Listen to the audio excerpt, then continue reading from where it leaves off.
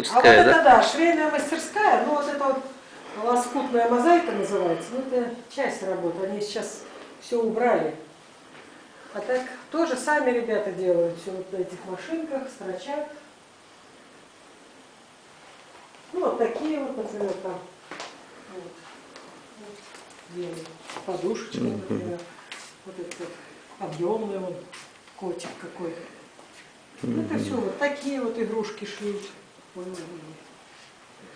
Это вот такие у них машинки, Да, швейные машинки. столы. Вот вяжут такие вот черепашки, например, красивые. Ну, там разные, в общем, делают.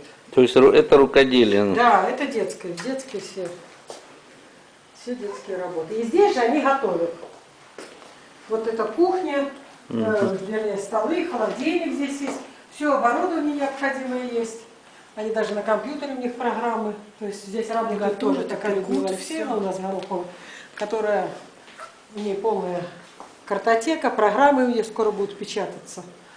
Вернее, уже одну напечатали, часть программы, как методический материал для других.